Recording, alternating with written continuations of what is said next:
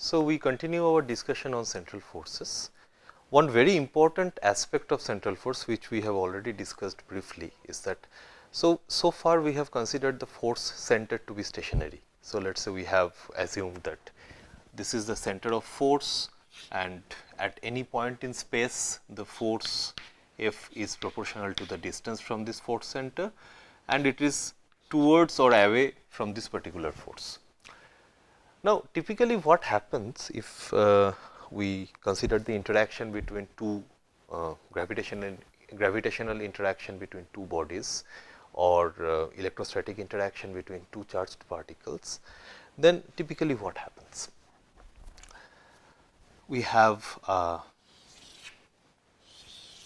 bigger body, for example, the sun, and we have a smaller body which is, let us say, could be any of the planet, let us consider it to be Earth.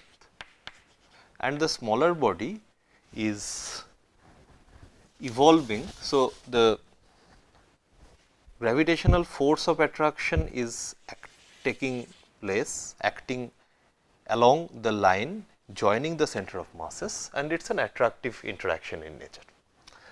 Now, for this interaction, Earth is evolving around in an elliptical path around Sun.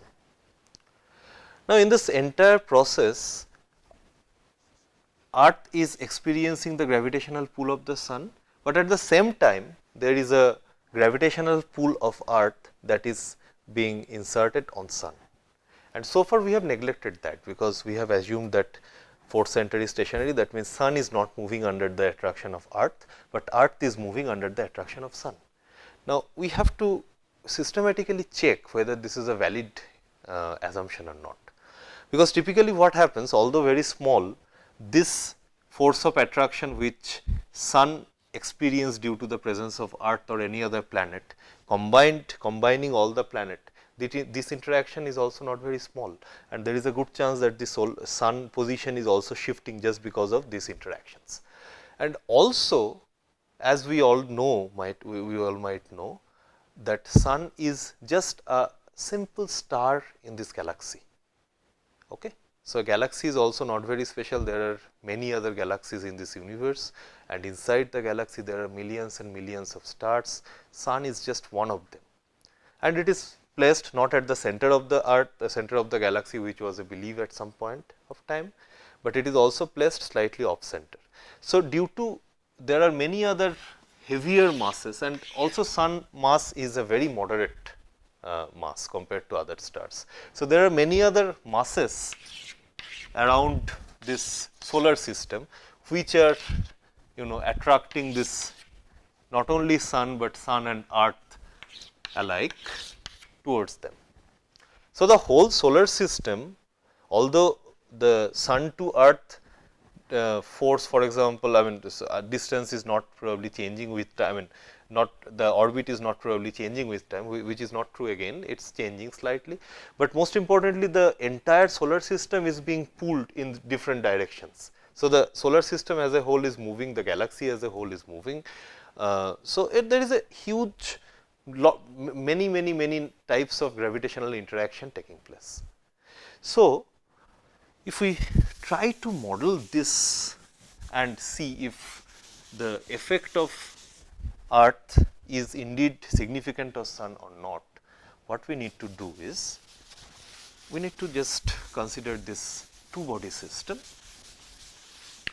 Let us assume that there are 2 point masses m1 and m2,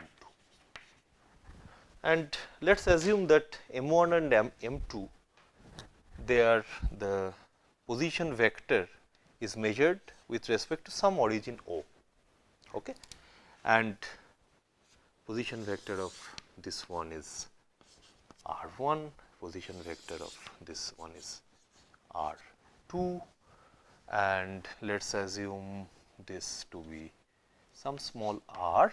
So, we can immediately see r2 plus r is equal to r1, which we can rearrange to write r. So, these are vectors, sorry, excuse me if I mix the color a bit, but I think it's okay.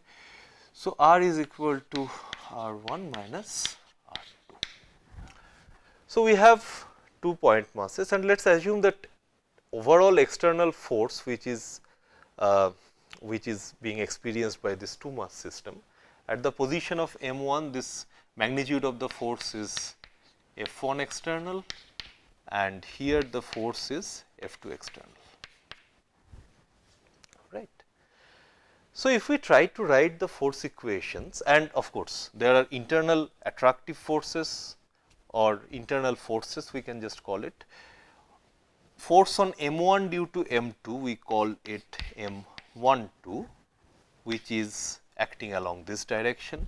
Force on M2 due to M1 is F21, which is acting along this direction. So, F12 is okay. Let us forget about this arrow. F12 is acting in this particular direction. F21 is acting in that particular direction, but from Newton's third law of dynamics, we can immediately tell that F12 is equal to minus F21. Okay. So, these are vector equations. Of course, the magnitude of these 2 forces are essentially equal. Right. Now, if we try to write the equations of motion for these 2 mass points M1 and M2, what we get is M1 R1 double dot. Okay, I hope this is visible to you, equal to F12 plus F1 external. Please understand this F1 external and F2 external, these are 2 vector quantities. Similarly, at site M2, we can write M2 R2 double dot is equal to F21 plus F2 external. Now, if this happens, now what we can do is we can multiply this with M2. So, we have M2 here and M2 here. We can multiply this with M1. So, we have M1 here and M1 here. Now, if we add, or rather we subtract this 2, we have M1 M2 R1 double dot minus R2 double dot, okay, which is equal to, now you see, if we subtract, it will be M2 F12 minus M1 F21. By using this relation, we can write the entire thing in terms of F12, and it will be M2 plus M1 F12. Now, for the last term, once again what we can do is we can take out, or rather I will just write it just below this, so that easy for you to see. So, once again we can just take out M1 M2 common from the last 2 terms, that means these 2 terms. So, the first term will be F1 external by M1 minus, and the second term will be F2 external by M2. Is it visible? Yeah, it is visible. So, we have, so the equation altogether can be written as, now what we are going to do is, in the left hand side we are just going to use R to be equal to R1 minus R2. So, left hand side we have, okay, and then yeah, so we can just rearrange it, R double dot, which will be equal to M1 plus, okay, I will not write it again. What I will do is, I will simply replace left hand side by M1 M2 R double dot. Okay. So, this is our equation of interest. Right. Now, look at this third term here, which is F1 by M1 divided by minus F2 by M2. Now, F1 by m1 is what? F1 is the net external force that is being acted on mass m1, and F2 is the net external force which is being acted on m2. Now, consider this situation. Let us say we have this sun and earth system, which is somewhere in the galaxy. All the big stars and all the rest of the galaxies exerting some force on this system. Now, due to this force, assuming that the net effect of all this force combined on this two body system is that both the masses are accelerated equally, then F1 external by m1 is the acceleration. Please understand this. F1 external by m1 is the acceleration of mass m1 due to this external force. Similarly, F2 external by m2 is the acceleration due to mass acceleration of mass m2 due to this external force. If the overall effect of all these forces is not affecting the internal interaction, but it is shifting the two body system, or it is producing equal acceleration in the two body system, then this term essentially cancels out. So, what we are doing is we are taking the entire effect of rest of the universe as this including these into the external forces, and we are saying that this the acceleration of these two masses are equal due to effect of this external forces. So, if that is the case, then this term essentially goes to 0, because the accelerations of these two masses are equal due to the combined effect of combined external force, which leaves us with this two terms only, and we can rearrange the equation to write r double dot is equal to, or rather we can write this as mu r double dot to be equal to f 1 2, or we can just write this as f, assuming that this is the magnitude of internal forces. I am just equating this equal to f. Okay. So, this is the equation with mu equal to m1 m2 by m1 plus m2, and this is called the effective mass. So, we see, assuming that all the external forces combined is producing an equal acceleration in these 2 point masses, the equation of motion is strictly a function of both the masses with this effective mass or reduced mass, or you can also call it the reduced mass if you like, okay, which is given as m1 m2 divided by m1 plus m2. Okay. So, strictly speaking, this is the this is how we should write equations when we are writing the gravitational equation of motion due to gravitational interaction between two masses. This is the equation we need to employ.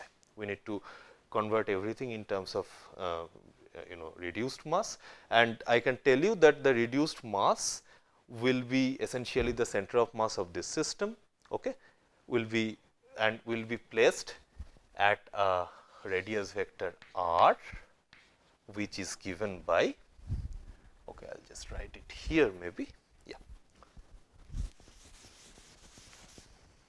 So, r will be the center of mass, location of the center of mass where this reduced mass will be located, which will be given by m1 r1 plus m2 r2 divided by m1 plus m2. Okay, so, we will discuss this in details later on, that is not really essential at this moment.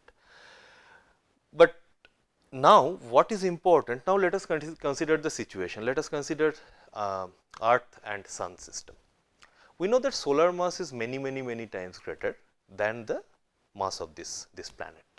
Now, in this particular case, we can consider m2, or let us say m2 is way greater than m1. If that happens, look at this expression of the reduced mass. What happens is, if we put m2 lot greater than m1, then the denominator is essentially m2, because m1 has hardly any effect on it, and we get mu. In this particular case, mu is almost equal 2 m1. Okay. Now, if this happens, right, and then if we look back into this expression, then what happens in this under this particular assumption is that m2 is lot greater than m1. This one essentially becomes m2 r2 by m2, which is equal to r2. So, when see the first term will be neglected. So, what we see is when one mass is very dominant over the other, then the in equation of motion we can essentially replace the reduced mass with the smaller mass, and the center of mass essentially shifts on the bigger mass R2, right.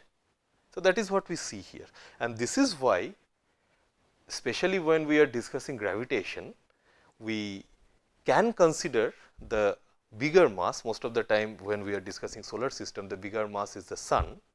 So, because solar mass is lot greater than any of the planet masses, you can find the numbers from internet, exact numbers. So, that is why it is always safe to assume that effective potential. So, and the equations we are writing essentially will reduce to the mass of the planet times r double dot is equal to f, f being the gravitational attraction. But please remember this particular form, and so when we are dealing with two systems or 2 point masses or point charges, for example, which has almost equal mass and they are attracting each other, and if we want to write the equation of motion of that particular system, we have to employ the concept of reduced mass or effective mass to get it right. Okay, so, we will look into examples later on, where we will see with or without considering a reduced mass what will happen to the results. That we will come later. Okay, so, right now let us move on and continue our discussion on central orbit.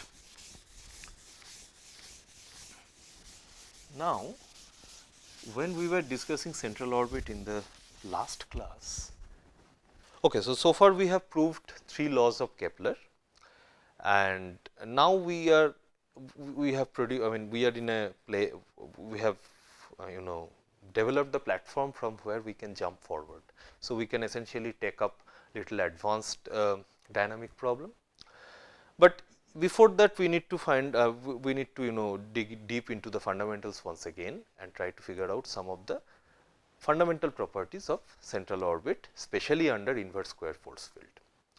Now, in inverse square force field, we have seen which is given as f r is equal to minus k by r square, v of r, the potential corresponding potential function is minus k by r.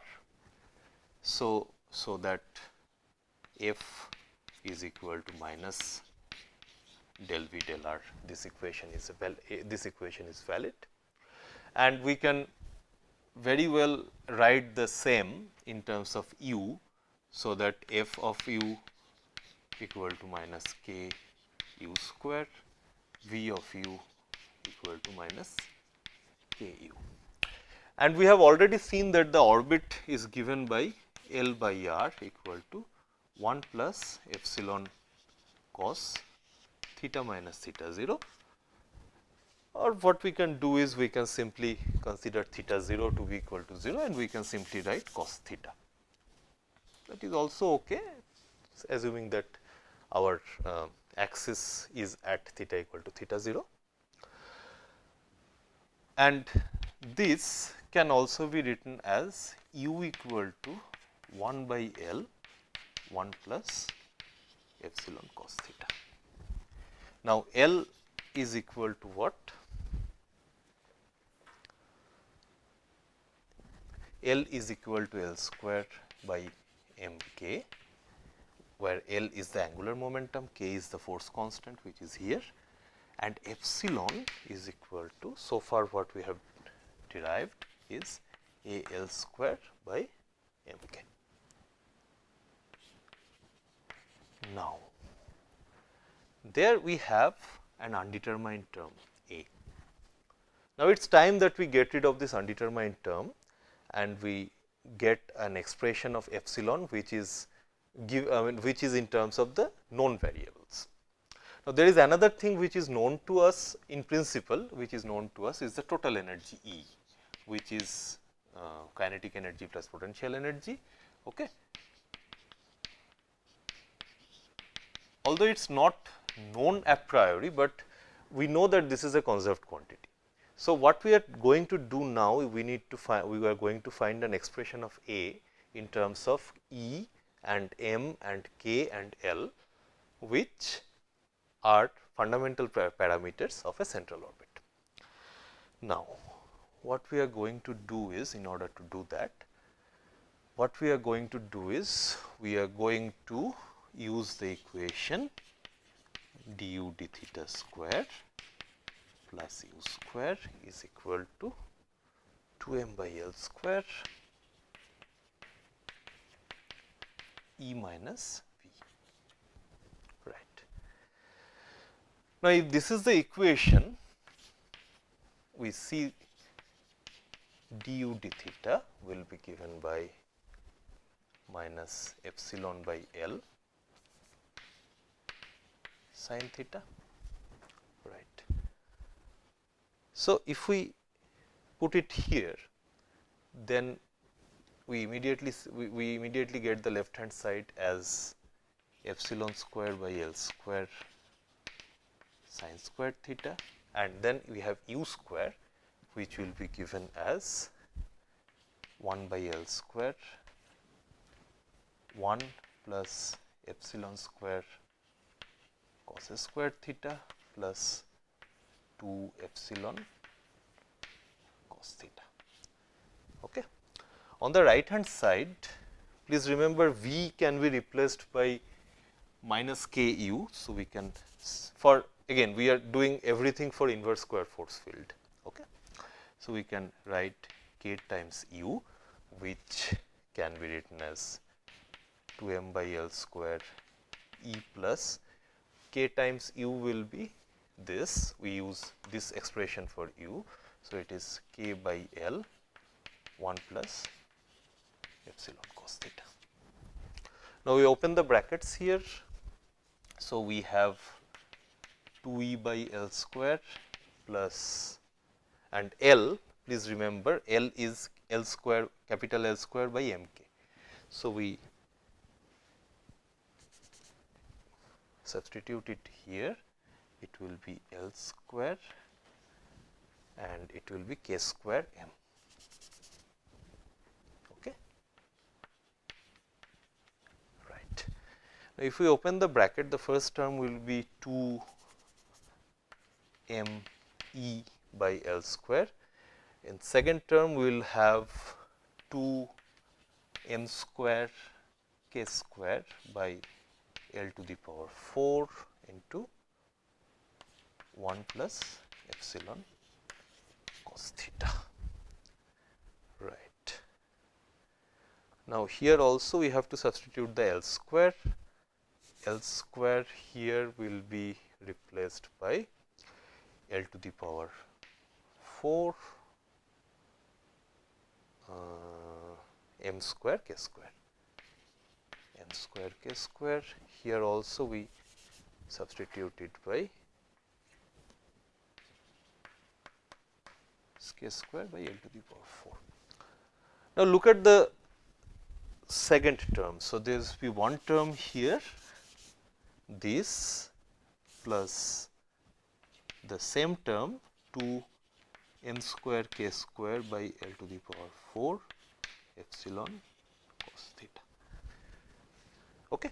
You see this cos theta term m square L 2 m square L square L to the power 4 by epsilon into epsilon cos theta, it will cancel from both sides. Okay. So, if we cancel that,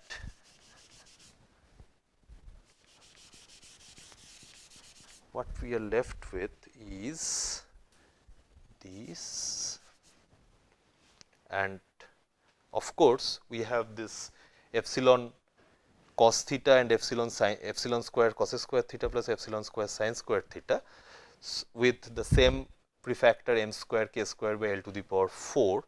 So, this will simply give us epsilon square. Okay. Okay. So, the left hand side will be m square k square by L to the power 4. Here we will have epsilon square plus, now if we put the value of epsilon, it will be s square L to the power 4 by m square k square, right. So, there will be one additional term which will be square k square. Yeah, so there was one there, so it will be m square k square by L to the power 4. Here what happens is all this cancels out, leaving only s square in the left hand side. So, we can rearrange this, and you see this term is m square k square L to the power 4, we have 2 here. So, we can rearrange this to make this s square equal to this, right. Now, we can take m k by m square k square by L to the power 4 common. So, this term will be 1 plus, so this will be 1 and this will be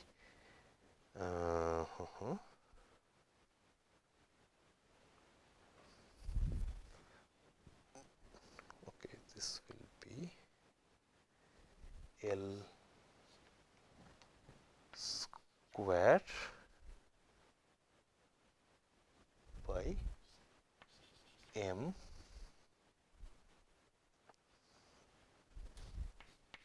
k square plus m k square, I think E here, right. Yeah, there will be a 2 term coming in, right. So, simplifying, we can write A equal to m k by L square into 1 plus 2 L square E by m k square to the power half, right. Right. So, this is the expression, final expression.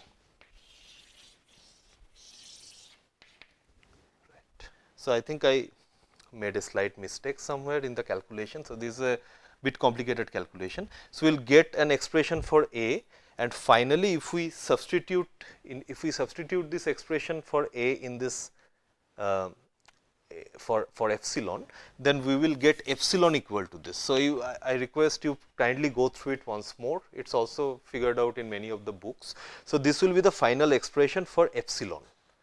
m k, I will just check it once again. No, sorry, not this. It will be simply this. So, this will, I think it will cancel out with this one. So, leaving behind epsilon. So, the final expression for epsilon will be epsilon equal to, right.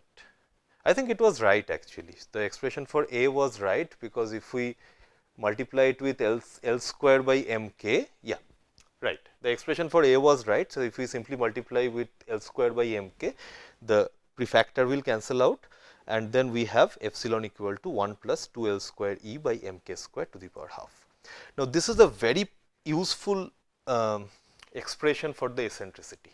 So, the eccentricity is given in terms of mass, the force constant, the total angular momentum and total energy. And this is a very, very useful expression for epsilon, as we will see later, and we will be keep on using this expression for solving many important problems related to the orbits in central forces. That will come slowly and slowly. So, now we have to stop this, and next class we are taking up the general equivalent one dimensional motion. Thank you.